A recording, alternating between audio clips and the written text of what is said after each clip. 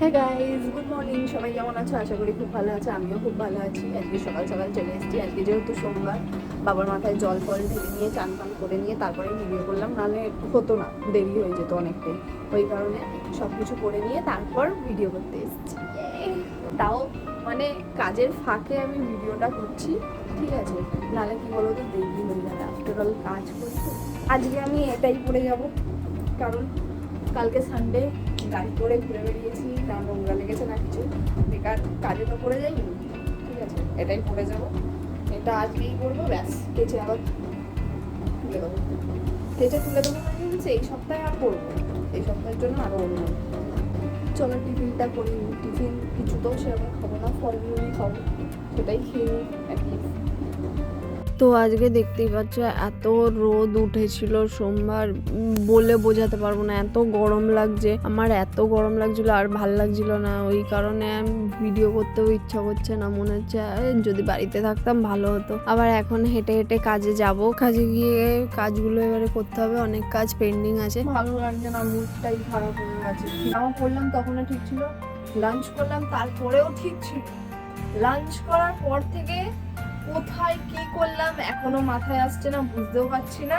দাগ লেগে গেছে, এই একটা দাগ, দেখলে বুঝতে পারবে, এই একটা দাগ, আর এই যে এটা একটা। জামাতে না এরকম দাগ থাকলে আমার একদম ভালো লাগে না, বিরক্ত লাগে।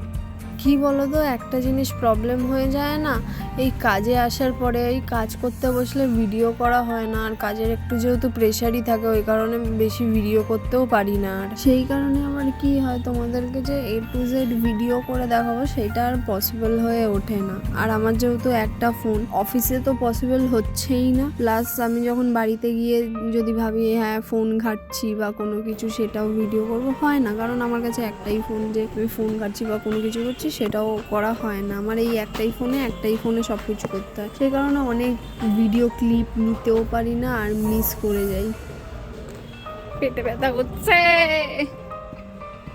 যাই হোক, বলতে বলতে দেখো বাড়িতেও চলে এসেছি। বাড়িতে এসে ফ্রেশ হয়ে নিয়ে জল খাচ্ছিলাম, কারণ না আমার সোমবার হট করে কি হয়েছিল, প্রচুর পেটে ব্যথা, কোমরটা ব্যথা করছিল, মানে পুরো রাউন্ডটা, পেটের তলপেটটা ধরে আর রাউন্ডটা পুরো ব্যথা করছিল। তো লাস্টে সহ্য না করতে পেরে অনেকবার মাকে বললাম যে গরম গরম চা করে দাও, গরম গরম চা খেলাম। তো চা খাওয়াতে দেখছিলাম যতবার চা খাচ্ছি ততক্ষণ ঠিক আছে, মানে 10-15 মিনিট অবধি ঠিক আছে, আবার যেকে সেই ব্যথা করছিল। ওই কারণে সোমবার অনেক আমার চা খাওয়া হয়ে গেছে, যেখানে আমি খুব জোর হলে 2-3 বার চা খাই, সেখানে আমার অনেকবার চা খেয়ে নিয়েছি সোমবার। তারপর লাস্টে না আমার খেয়াল ছিল না যে অনেক রাত হয়ে গেছে, পরের দিন কাজও আছে, ওই কারণে সঙ্গে সঙ্গে বিছানাটা একটু ঝাড়িয়ে নিলাম, কারণ আমার ভাই না বহুত বিছানা নোংরা করে, আর আমি একটু না বিছানার চাদর যদি কোথাও কোচকানোও থাকে, ওই দেখে আমি ঘুমাতে পারবো না, আমার সারা রাত মাথায় ওটাই চলতে থাকবে। ওই কারণে আগে বিছানাটাকে ঝাড়িয়ে নিলাম, ঝাড়িয়ে নিয়ে খাওয়া দাওয়া করলাম, খাওয়া দাওয়া করে ব্রাশ করে নেওয়ার পর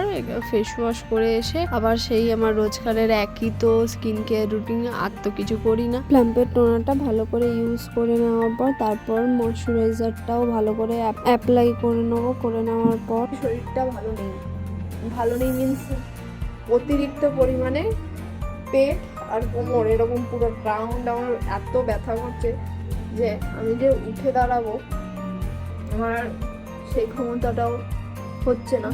তো please subscribe, like and share করে দিও। আর কি বলবো, আর কিছুই বলার নেই তোমাদের কাছে, তোমরা যা ভালো বুঝবে তাই করবে। Thank you for watching, bye by.